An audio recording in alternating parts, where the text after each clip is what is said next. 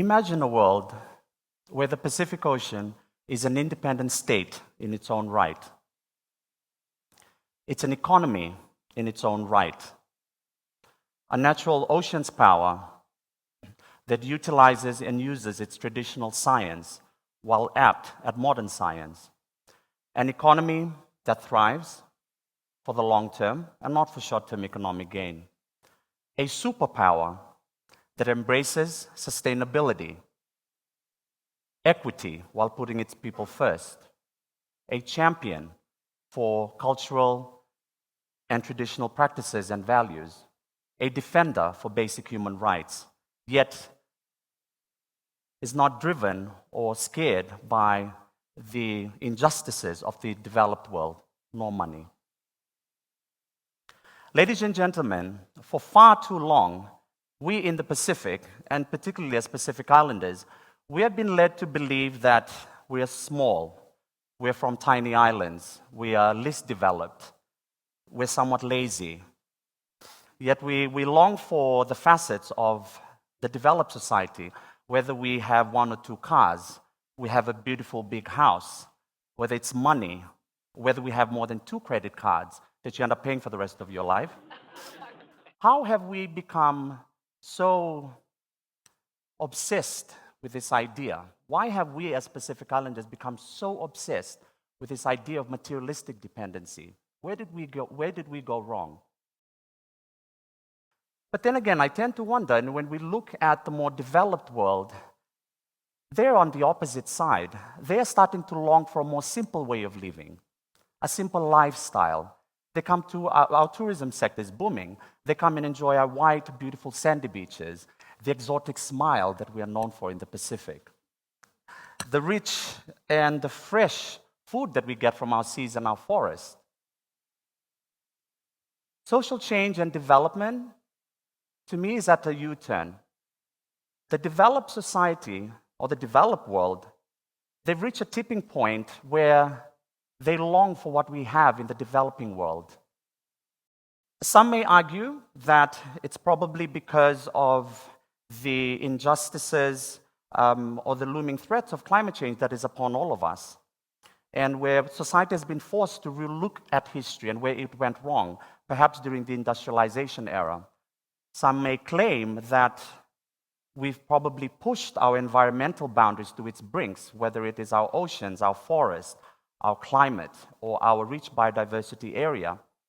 Some skeptics might even say that it is because of the few powerful elites, those big corporations, those big governments, that have led us down the wrong pathway of history, and they still continue to dominate the world. It might very well be that all of this rationale and reasons are valid in its own right. But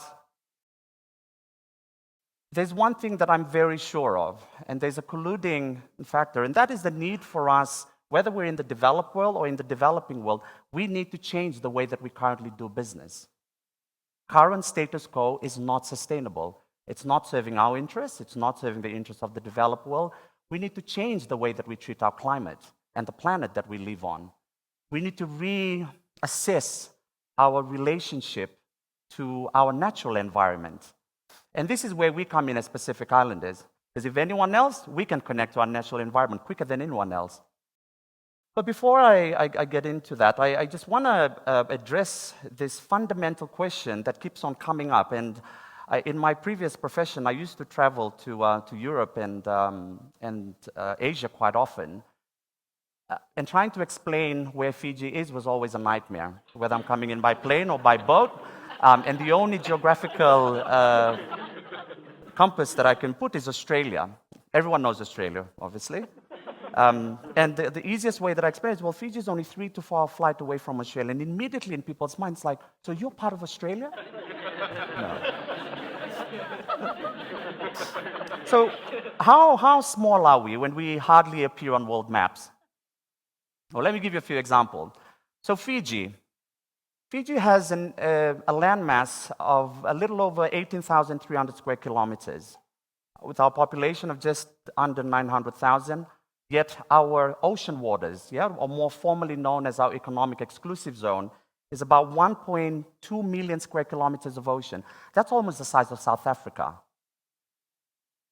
When we look at our brothers and sisters in Kiribati, yeah, they have a landmass of about 800 square kilometers, yet their ocean waters is about 3.5 million square kilometers of ocean. You take the whole continental USA, you put it inside Kiribati, it doesn't even fit. Cook Islands, they have an ocean water of about 1.8 million square kilometers of ocean. That is almost the size of Indonesia.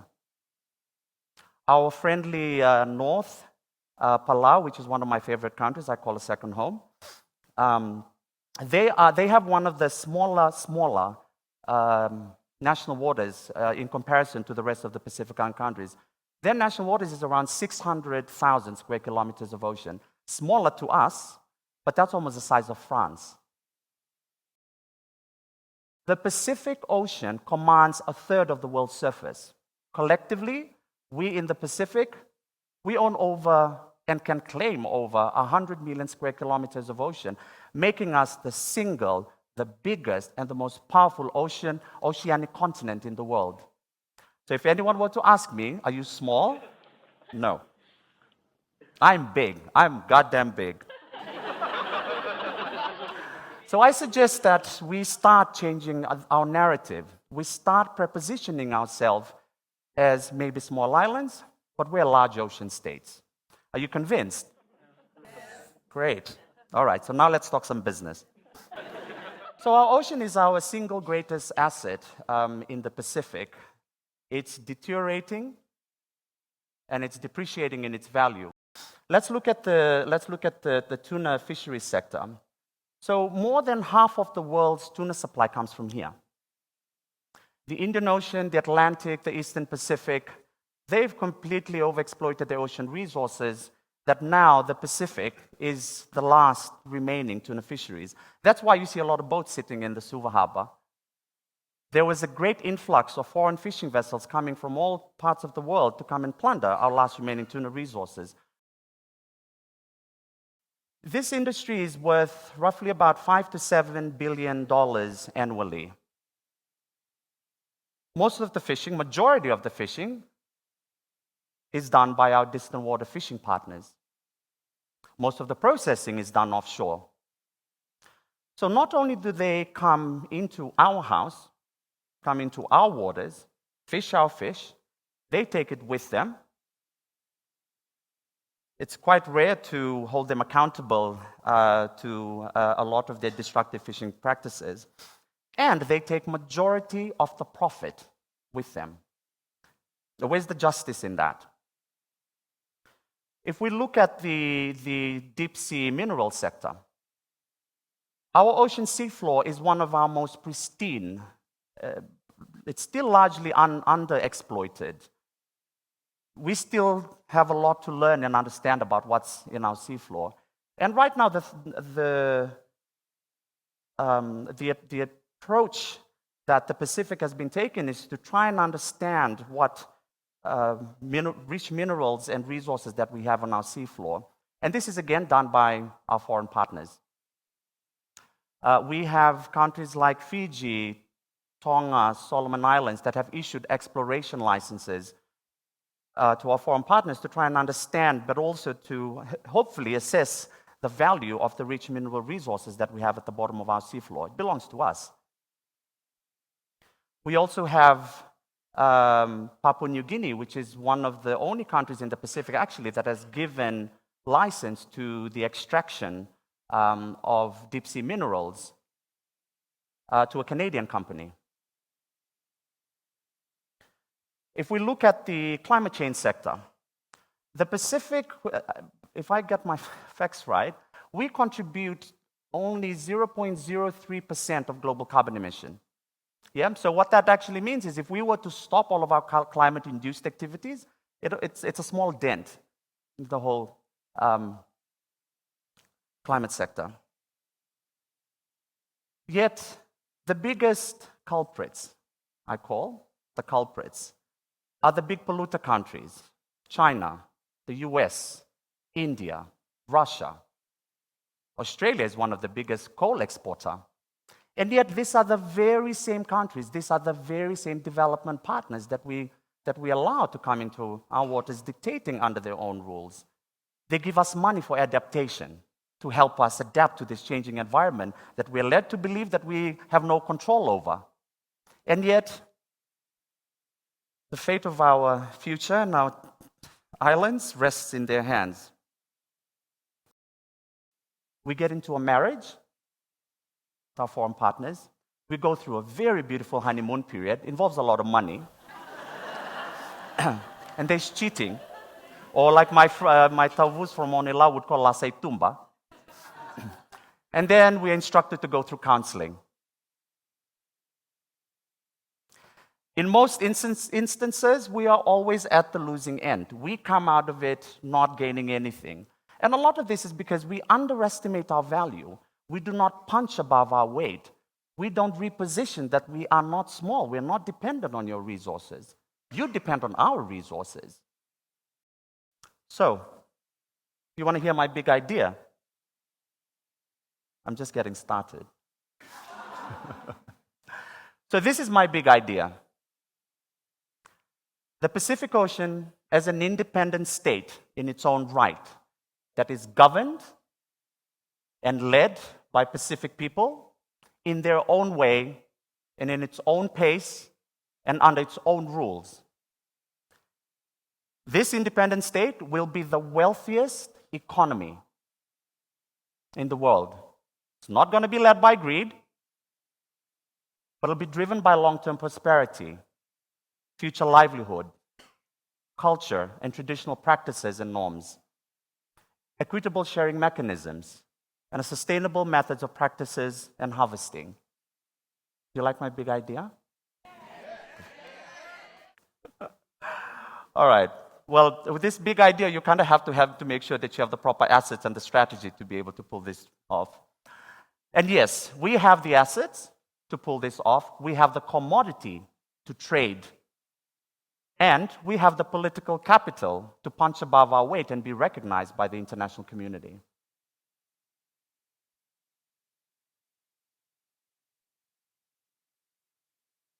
So let's look at some of the few assets that we have in the Pacific that could be turned into commodity to try and make this economy work. Let's look at the energy sector. One of the current and the biggest debate that we're having, particularly in the environmental sector, is to try and find an alternative to the fossil fuel dependency that the world has been stuck in for decades. The Pacific, we're well positioned for this. We have water, we have wind, we have land, and we have endless supply of the sun. What all do you need? What else do you need? These are just some of the examples that I thought was worth noting. We have geothermal and hydro resources potential, particularly in our Melanesian countries. Fiji, Papua New Guinea, Vanuatu, and Solomon Islands have the potential to put in place geothermal or hydro projects. Renewable energy sources. This can be put in place anywhere, really, across the Pacific. We can put in place wind turbines, whether on land or at sea. We have solar. And there's been a lot of studies and initiatives that has been put into looking at the potential and the viability for this in the Pacific. Most of the work has been done on this. We just need to make sure that we pick it up and we make it happen. Coconut. There's a potential for us to utilize the beautiful coconut trees and the lot of coconuts and booze that we have, turning coconut oil for biofuels. And this can even be a thriving thing for atolls and coral islands, and not only on larger mass countries. The oil and gas sector. This is not a new industry for us. The oil and gas sector, as way back in the 1970s was when exploration started coming into the Pacific. This is not something that we are new in. And I just want to highlight two specific examples to be able to hopefully bring the message back home about the potential of this, but also the importance of how we should manage this properly. PNG government have modeled their oil and gas industry as a model for development for them. In 2015, PNG's total mineral export was estimated to be around $1.6 billion in value. Yet the revenue that the government got from that year was only 8 million, only 0.5% of what they were rightfully owned. In another extreme example, Norway, who has had a lot of history in the oil and gas sector, they completely redesigned their development strategy. They reinvested oil and gas that ended up having the profit that was worth over $890 billion. That technically makes every Norwegian a millionaire. It can happen. Deep sea minerals, valuable rocks and metals that we have. We have nodules, cobalt-rich crusts, and sulfide deposits with high grades of zinc, copper, silver, gold, lead, and rare earth. And some of the exploration activity that has been done has already also documented some of these potentials that we have in the Pacific. Marine genetic resources. This is one of these new things, this new emerging industry globally. And this is also at the bottom of our seafloor. And there's been interest that we've also noticed that are coming through the Pacific in trying to get access to this. And at the moment, a lot of this is still stuck at technology level. Who's got the technology? Who has the ability to go down? Who has the science? And of course, the Pacific Island countries can't outbid that. So we're still stuck on our dependency on our foreign partners. And our marine genetic resources is so critical, it's so fundamental to pharmaceutical, the medical industry, cosmetic, and even the food industry. Marine tourism, I think this is one of our more comfort zone that we normally look at how the value of our ocean resources. You think whale watching, diving, sports fishing. In a recent report that I read by MacBio, it put an estimated value of Fiji alone, Fiji's marine tourism, of up to $1.15 billion annually. And they did all the analysis on all the assessment. The shark tourism sector alone could be worth up to $86 million. I think we've all seen the thriving Tongan whale watching industry, and this is one of the models that is being replicated in the region, including Palau. One of the assessments that I read stated that a single humpback whale returning every year to Tonga could generate up to US $1 million. That's just one humpback. We also have other whales that come through the Pacific Ocean, just so you know. In the other reports that I've seen, whales and dolphin watching in a 6-year period jumped from a value of US 500,000 to more than 7.5 million. And tourists that spend a lot of their money and time coming to watch, to do whale watching in the Pacific, they spend indirectly on average about $21 million a year, and this is throughout the region. So marine tourism, as much as we're already in it, there's a higher potential. Shipping lanes and telecommunication cables. Over half of the world's commercial shipping happens across the Asia-Pacific waters. Yeah? So it makes us quite an important geographical space for trading. We are naturally a player in it. The telecommunication, with the use of cables that they put on our seafloor, if we want to, we can treat this as an economy as well. Look at how they control airspace. If we want to, we can control this. And they need us. They need to come through us, and they need to access our waters. My favorite topic, climate change.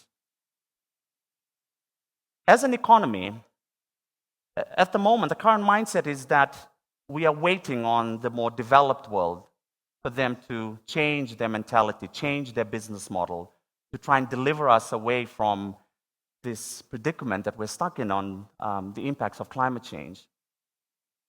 But if we flip that around, and if we try and take control of the climate sector, the role that we can play as the Pacific Ocean, is that we can be the redeemer of their sins.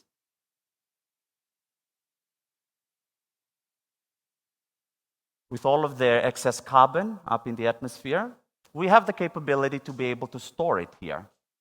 We can sink it to our ocean. We can trade it, use it as offsets using our forests and our lands. Our mangroves and our seagrass are thriving, and it is a natural, important player in the climate sector. If we want, we don't have to wait for China. We don't have to wait for India. We don't have to wait for Trump. We can. And I'm very, very thankful that Fiji is chairing the COP meeting this year. And this is, for me, perhaps an important opportunity for us to start echoing this change in narrative that we are small. We're not going to wait for you. There's a lot at stake for us. So, the wheel is turning, whether we like it or not. But we have the ability to be able to force the wheel to turn faster. We should not be dependent anymore. We should not be reliant. We should not be told what to do. We should not be made to believe that just because they have the resources, just because they have the technology, just because they send us consultants every time something's gone wrong, that we have to go down that road. Let's put our foot down. Let's make a change. Let's decide our own fate. Can it happen? Yes. Well, thank you. I will leave you with that. Vinaka valeu.